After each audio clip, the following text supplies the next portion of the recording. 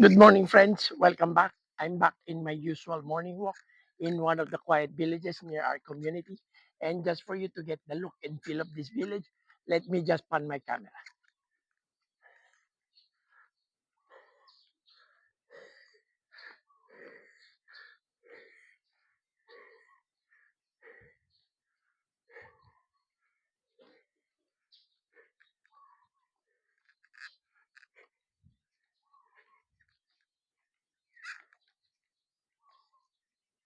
As you can see, I'm literally walking in the middle of the city.